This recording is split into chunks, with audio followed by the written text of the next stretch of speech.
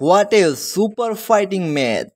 প্রথম ম্যাচে নিউজিল্যান্ডের বিপক্ষে 7 রানের জয় পেলেও এবার দ্বিতীয় ম্যাচে হাড্ডাহাড্ডি লড়াই করেও 3 রানের জন্য পরাজিত হলো ওয়েস্ট ইন্ডিজ। হাড্ডাহাড্ডি লড়াইয়ের পরে 3 রানের জয় নিয়ে সিরিজের সমতায় ফিরল নিউজিল্যান্ড। রবম্যান পাওয়েল এবং রোমারিও শেফার্ডের ব্যাটিং তাণ্ডবে প্রায় নিউজিল্যান্ডকে হারিয়ে দিয়েছিল ওয়েস্ট ইন্ডিজ। তবে শেষমেশ মাত্র 3 রানের জয় নিয়ে স্বস্তির দেখা পায় নিউজিল্যান্ড। আগে ব্যাট করতে নেমে 5 উইকেট হারিয়ে 207 রান সংগ্রহ করেছিল কিউইরা, যেখানে মাত্র 28 বলে 7 ছক্কায় 78 রান করেন মার্ক চ্যাপম্যান।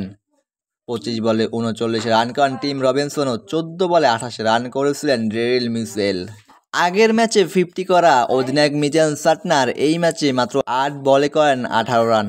208 রানের লক্ষ্য তাড়া করতে নেমে 8 উইকেট হারিয়ে 204 রান সংগ্রহ করে ওয়েস্ট ইন্ডিজ, যেখানে ব্যাট হাতে তাণ্ডব চালায় রবম্যান পাওয়েল। মাত্র 16 বলে করেন 45 রান। 25 বলে 33 রান করেন অ্যালি কাথানেচ, 16 বলে 34 রান করেন রোমারিও শেফার্ড এবং মাত্র 13 বলে 29 রান করেন ম্যাথু ফোর্ড।